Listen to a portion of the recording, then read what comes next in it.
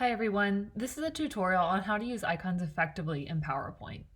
So sometimes when we're using icons in PowerPoint, it's just to add visual interest, but more importantly, icons are used to quickly drive home your message and make your PowerPoint visuals more effective. So before we get started, I'd like to draw your attention to this gray box on the right. These are resources where you can download free icons in various file types and sizes. I'm going to use Icons 8 today because they do have a desktop app, and it'll just be easier for me to kind of drag and drop things as we go through. So in working with icons, there are 3 rules I like to think about, and the first is size. So we want our icons to have the same size and visual weight, and we want this to be a size that isn't too visually distracting. So icons within the same group should all be the same height and be aligned. And I'm going to use my guides here to make sure that they are the same height. So again, to make a guide, you right-click, Guides, add vertical, horizontal, etc., and make sure that your guides are turned on. So I'm going to drag this icon here and make it the same height. We also want to make sure they're on the same baseline, and baseline means what the letter or text or picture is resting on. So this is an invisible line. You won't see it once we turn our guides off, but it is there and it helps with layout, so they're all resting on the same baseline. All right, so I don't need my guides anymore. I'll turn those off. You always want to consider scalability when working with icons. And what I mean by that is how detailed an icon is and what size it's going to be seen. So if we bring in this icon here of a house, it's very legible. We could make that big, or it's pretty small right now. We can even zoom out and we can still tell that's a house. That's really great for mobile devices, or if it's a physical presentation, someone sitting in the back of the room.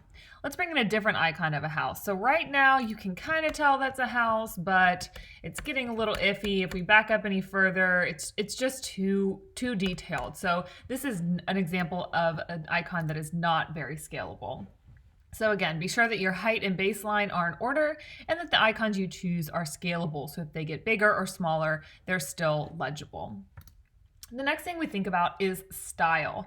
And style is probably the most difficult aspect of iconography to finesse. As you're searching through online resources, you may find the perfect icon, but when you drop it in, you realize that it doesn't really match the others that you've got, or maybe you assemble 2 or 3 and they don't look like they belong together. So uniform style, and especially line weight, ensures that none of the icons appear more visually important or distracting than any of the others. So compare these 2 sets of icons. Because one has uniform line weight, style, even color, they all look like they belong to the same family, and they wouldn't be too distracting on the page. I bet that when you first looked at this page, your eye was drawn right down here to these icons, and if we're just doing something as simple as a contact us, we don't really want that. We want people to kind of see that last, and I want them to focus on the content of my slide. So be sure that you're using purposeful color, that they're all the same color, same line weight, and that they have the same style.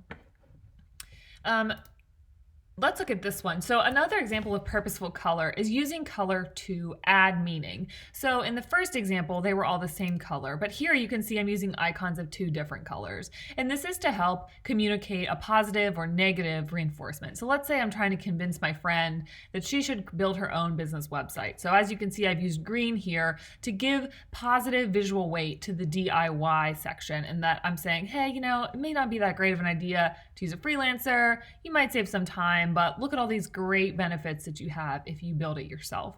So that's another way that we can use color purposefully to help reinforce our message.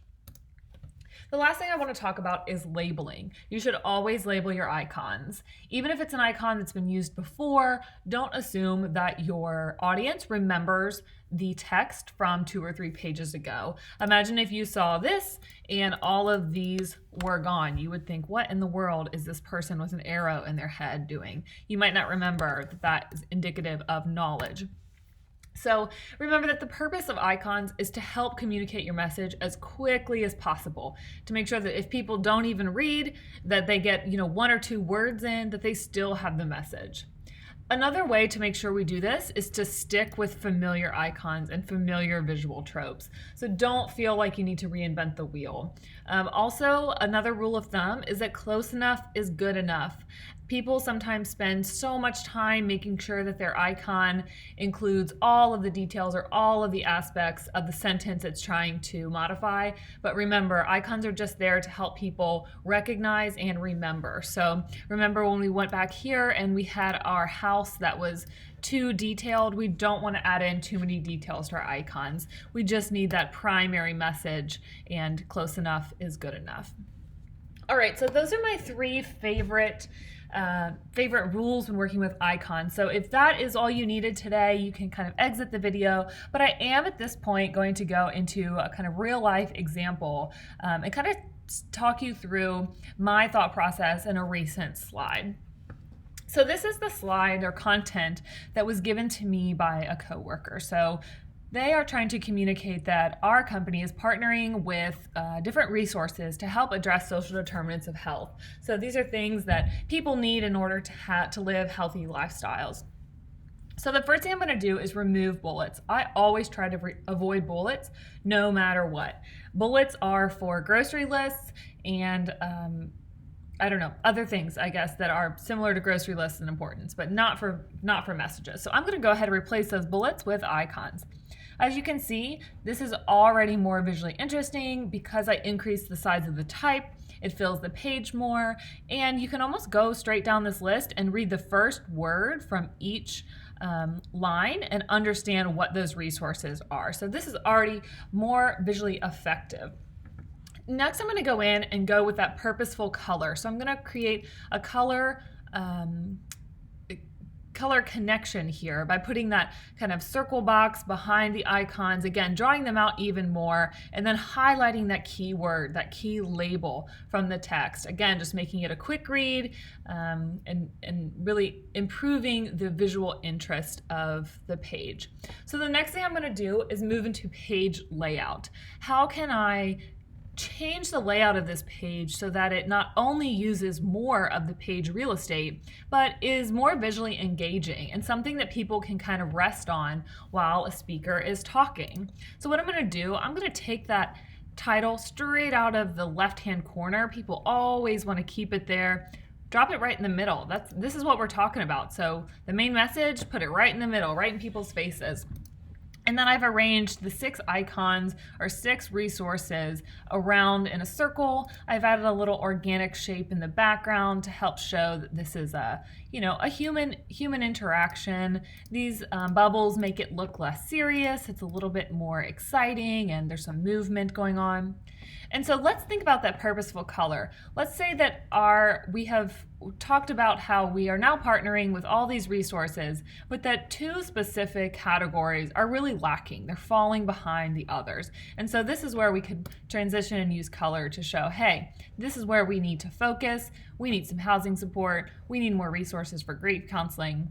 And in using that purposeful color, we're able to communicate immediately a different message without even needing to change anything on the slide, but one word and adding a little bit of color.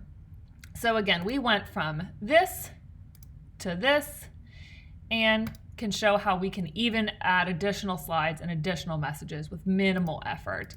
So I hope that you have appreciated and learned a lot about how icons can help your presentation and really make your messaging more effective.